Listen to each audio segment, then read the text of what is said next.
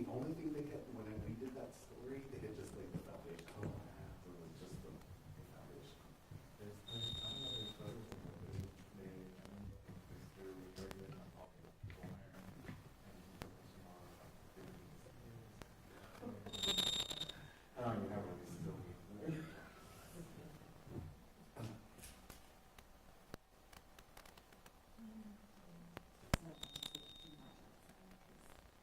Yeah.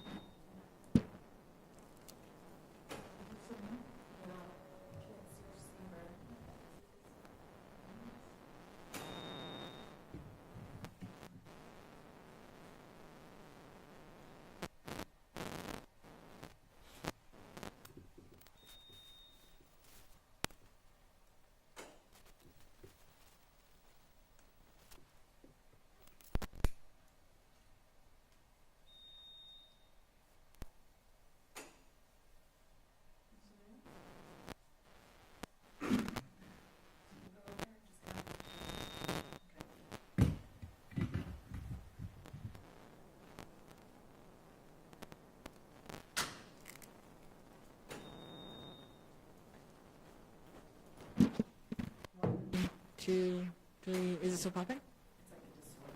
What?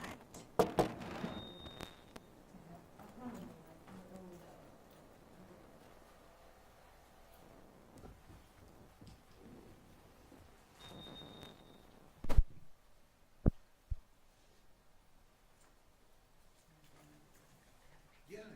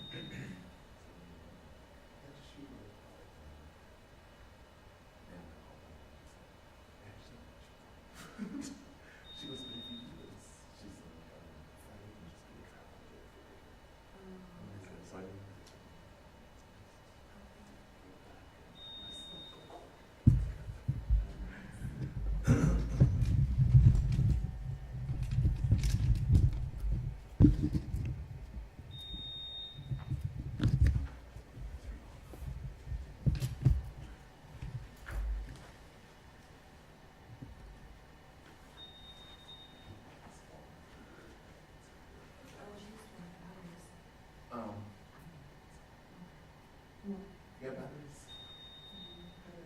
Double A. Oh, that's okay. It's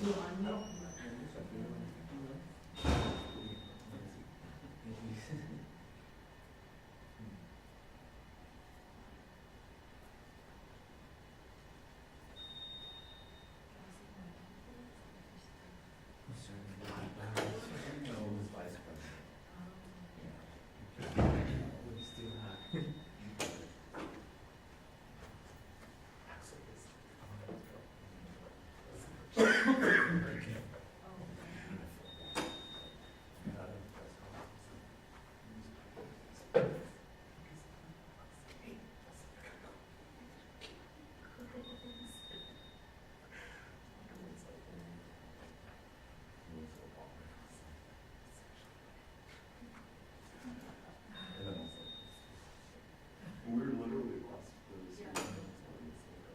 street. Oh my God. When we went to the Christie's Club,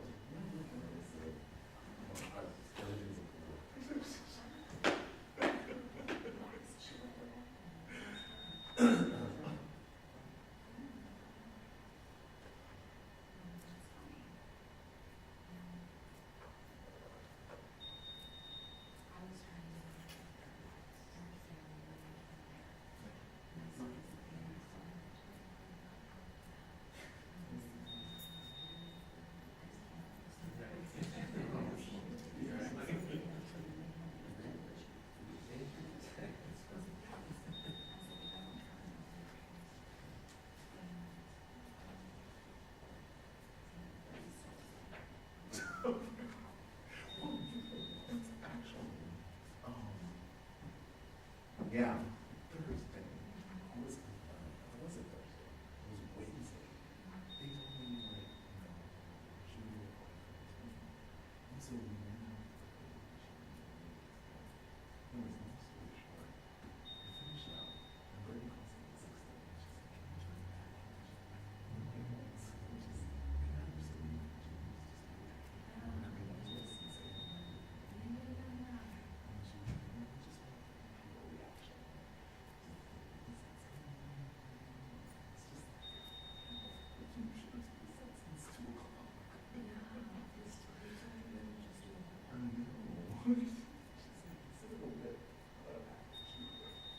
So we were like,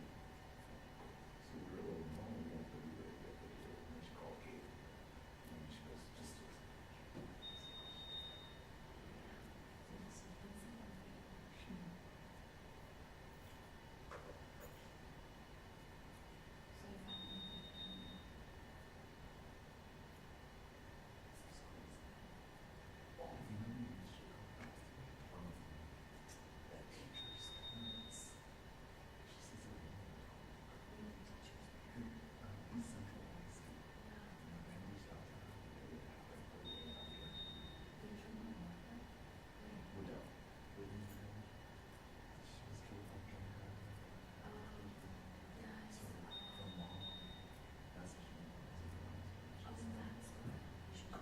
Yeah, because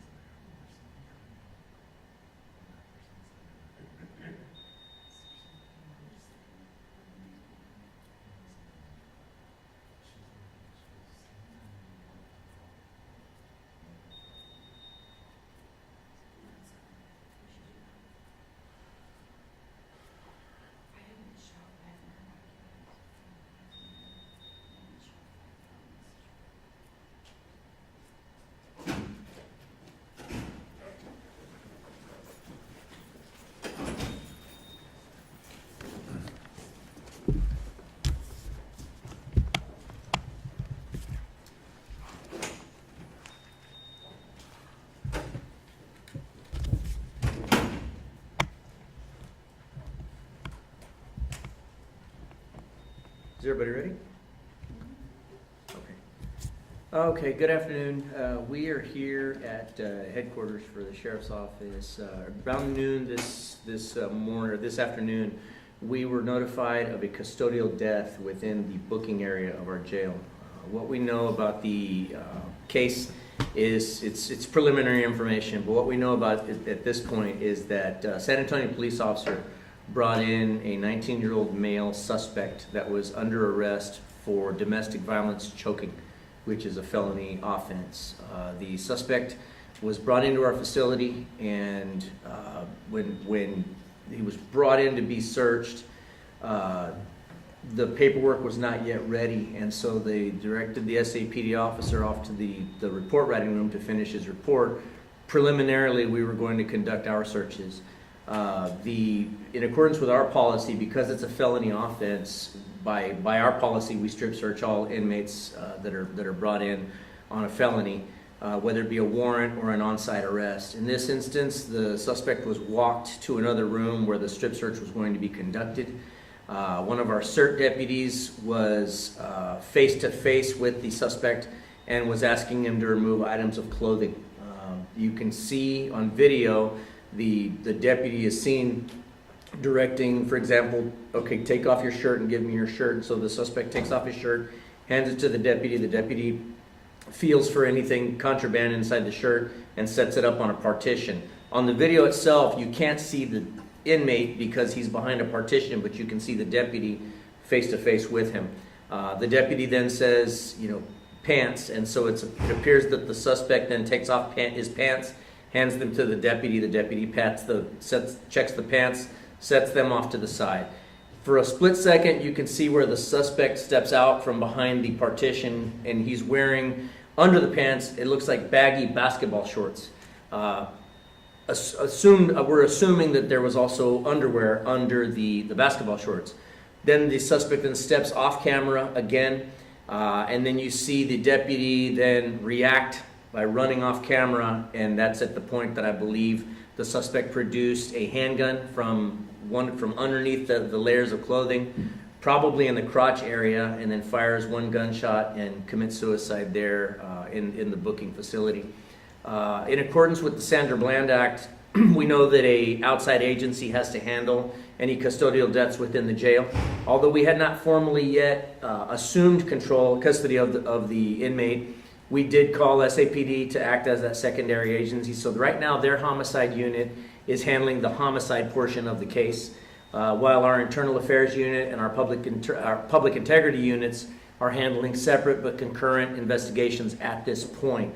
That is what we know. That's the extent of what we know. Esta tarde, aproximadamente mediodía, nosotros recibimos una llamada que un oficial del Departamento de Policía de San Antonio trajeron a un reo para el prisionero, se dice el prisionero para nuestra cárcel.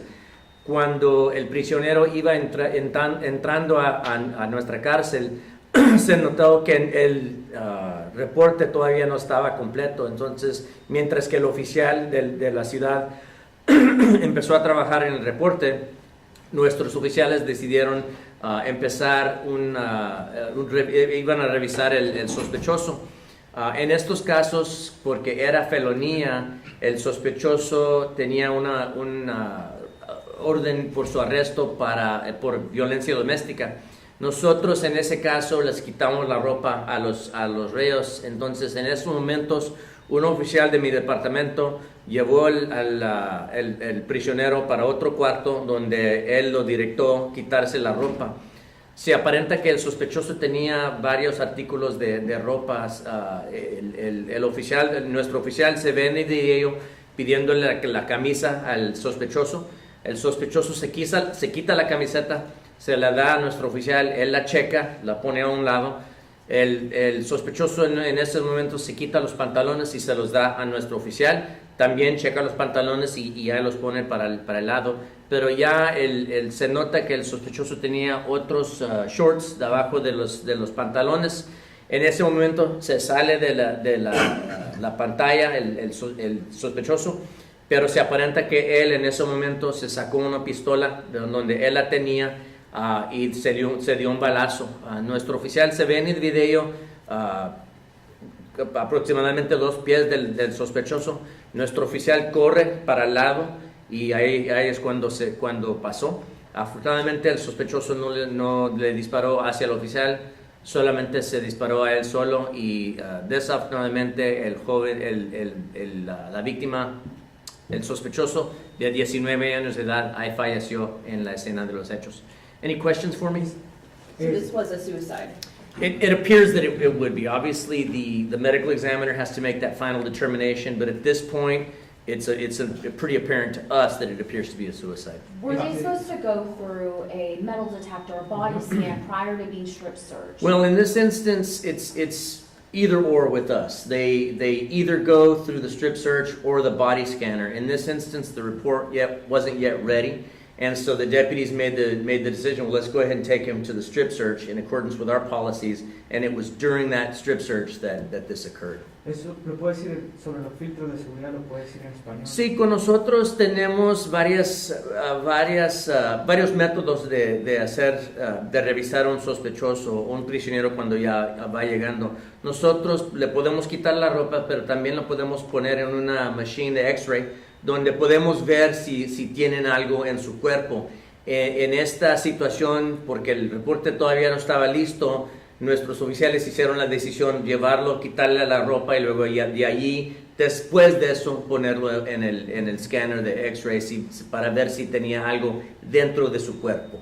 Con este incidente, ¿se planea mejor esperar para evitar esta situación? Bueno, ahorita no se sabe, es muy temprano para saber si nosotros vamos a tener que cambiar pólizas, pero para nosotros obviamente se hubiera visto la pistola antes de esto, pero ya después de esta situación, ya haciendo la investigación, nosotros podemos ver dónde se pueden hacer las cosas mejor. Para nosotros, para mí, esta es la primera vez que ha pasado esto, que alguien ha metido una pistola dentro de la cárcel. Entonces ya después de esto nos fijamos en qué se tiene que cambiar, si algo. Can you answer that in English? Sure. With us, I mean, it's too early to tell if there's any need to change any policies. I mean, clearly, we have a policy to strip search in a felony offense. That's exactly what we were doing. Unfortunately, during the course of that strip search is when this happened. I mean, this is the first time that I can remember that a gun has made it this far in. So, without being able to, I can no longer quote chapter and verse what policies SAPD has with regard to searching of prisoners. But I do know for a fact, having worked there for almost 24 years, they do have policies. So I'll have to defer to SAPD to answer any questions regarding their policies, or of course the homicide portion of this, being that it's going to be their investigation. All I can do is look at what if our policies were violated, and if so, we have to take corrective measures at that point. But do you think SAPD maybe failed at some point to locate that gun? Well, I mean, clearly there's several opportunities to find a gun when you're coming in. I mean, I do know, while I don't know their policies chapter and verse, I can tell you that there is a policy in place that you have to completely search for any contraband. So again, I'll defer to them on any specific questions regarding their policy, but absolutely, that without a doubt, that gun should have been found at some point before the point that it was found. And so, I mean, this was a secure area, so how did the gun get in there? It's a secure facility. I mean, literally nobody is armed, not even us. My holster's still empty because I went in and we take off our weapons before going into the secured area. So literally no one is armed. Weapons are just not allowed in that area. And so for us, it's certainly fortunate. We had a deputy literally face to face with an armed suspect, and the deputy's unarmed. And so absolutely, the weapon should have been found before it got to that point. So it sounds like you guys rely on whatever department arrests these people to make sure that everyone's good to go before they enter. Is that? Well, we do. I mean, absolutely. I know. I don't know what other agencies do. Having worked with the SAPD, I know they have it in policy that you have to search and clear them of any contraband before coming into the facility. We can only assume that that's done prior to this point. Clearly, a weapon was missed. In this instance, this prisoner, from what I've seen, is on video literally the entire time that he's with us. He was in our facility for maybe 3 minutes, I guess is about the best that I could estimate from what I saw. 6 minutes is the captain just corrected me on that. About 6 minutes that he's in our facility, and he appears to be on video literally the entire time. So I don't see any opportunities. All we can assume at this point is that he came into the facility with the weapon. hidden under several layers of clothing, but still, absolutely, the weapon should have been found before the point that it was. ¿Lo puede decir en español? I'm sorry? Who is he? He's a 19-year-old male, but I don't know if next of kin has been notified yet, so we'll have to wait on giving out any information. All I know is that he was a 19-year-old male and he was wanted on a charge of domestic violence choking, which is a felony offense. And this happened in South Tower, correct? It happened inside our South Tower booking facility, yes, sir. ¿Lo puede decir en español? Yo sé que Sí, los 6 minutos. no podemos dar el nombre del sospechoso, sino que solamente podemos decir que es un hombre de 19 años de edad que tenía una orden por su arresto por un caso de violencia doméstica con ahorcar la víctima. Eso con ahorcar lo hace ese caso una felonía. Entonces es lo que tenía él. De acuerdo con esas pólizas, porque era una orden de arresto por una felonía, nosotros ya en eso tenemos en nuestra póliza que les quitamos la ropa a los sospechosos que vienen por un cargo de felonía. 6 minutos dice que tenía de haber llegado. Aproximadamente 6 minutos estaba dentro de nuestro edificio y durante ese tiempo él estaba en video todos esos 6 minutos.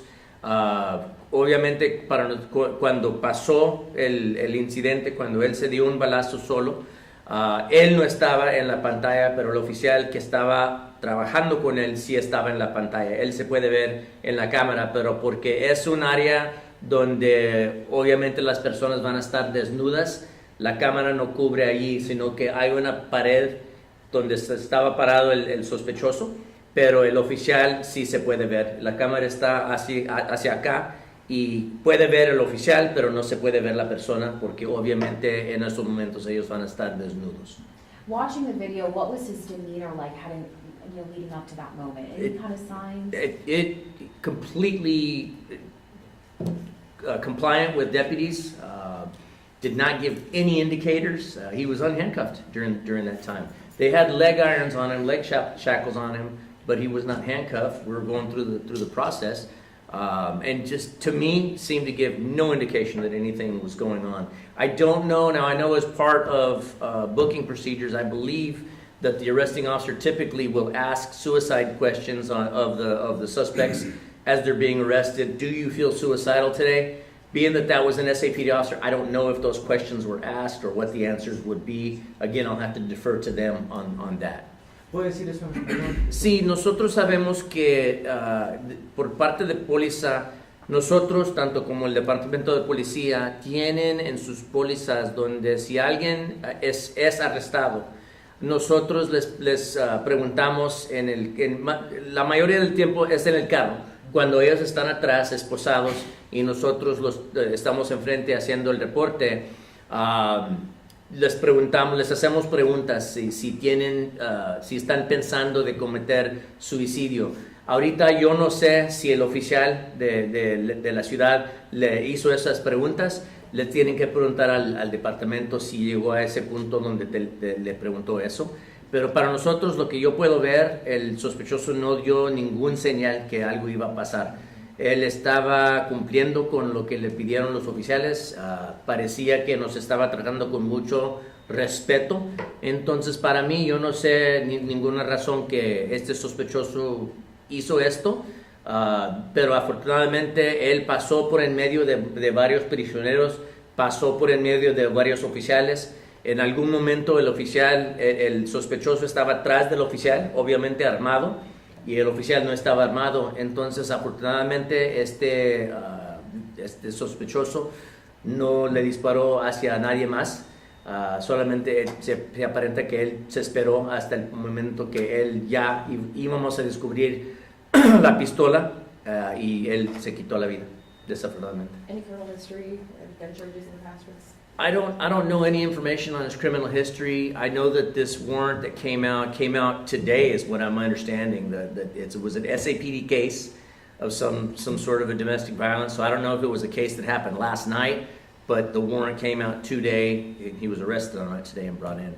If he were to fire towards your deputies or your corrections officers, how quickly would y'all be able to respond then, since it was a secure location? I'm not following. So since it was a secure location, how quickly would y'all be able to get him back up if he were to? Oh, well, there's dozens of deputies in that area. The problem is nobody's armed with anything other than maybe a taser and batons. It just is not something that happens frequently, that a weapon makes it into that part of the facility. So if it were to happen, there's literally dozens of deputies right then and there that could respond. But unfortunately, in this instance, we would have all been unarmed, as we should be, and the suspect was armed. Es la primera vez que ocurre algo así. Que yo puedo acordar, es la primera vez que nosotros hemos encontrado una arma dentro de este edificio. Es algo que también a nosotros nos da pendiente. Nosotros solamente podemos confiar en las agencias que nos traen los prisioneros que ellos ya han checado. En este caso, obviamente, no encontraron esta arma antes de este momento. As soon as he's brought in, doesn't a deputy pat him down as well? Yes, sir. And as part of that, I believe that they did go hands-on with him. For whatever reason, it wasn't found. They made the decision to go to the strip search in accordance with policies, and then that's when this was found. You mentioned that this is a CERT deputy who is stripping him down. Can you tell me about that? Sure. That's all I can tell you is that CERT deputies are assigned to booking, as are regular deputies. In this instance, it was a CERT deputy that brought him back to the back and was directing him through the strip search process. And could you remind me of how that acronym spells out? Oh, sir. Yes, sir. I'm sorry. Special Emergency Response Team. They are the SWAT team, if you will, for inside the facility. So they are special operations type deputies. They wear a different uniform.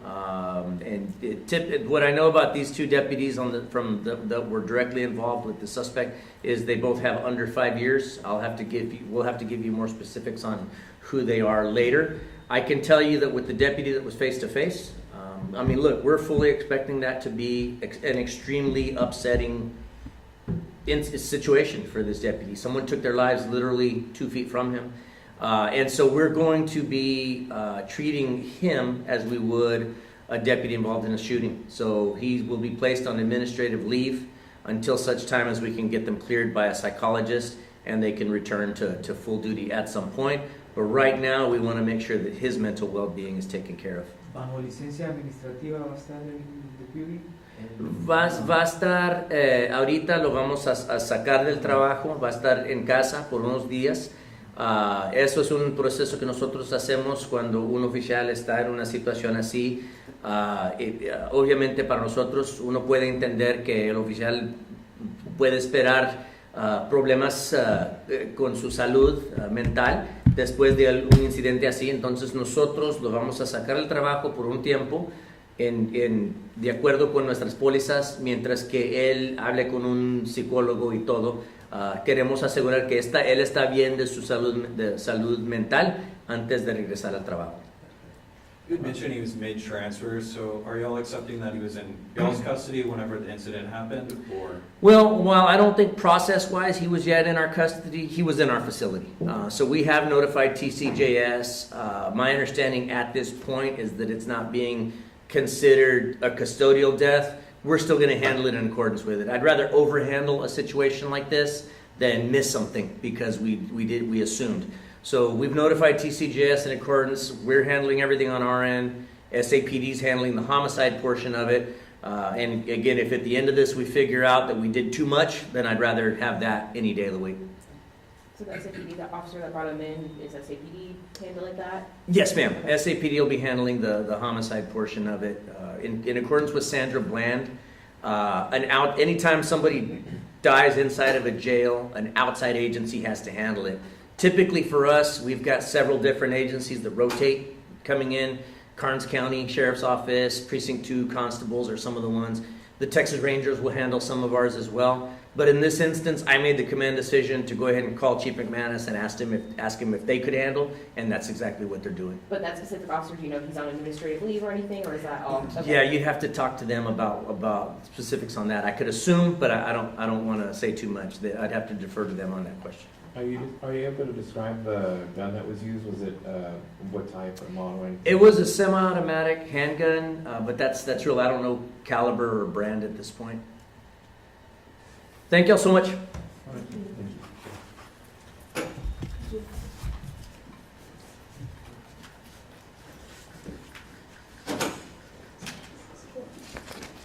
think the only thing I need to get on is the service for the deputies. So as soon as I get their names, I'll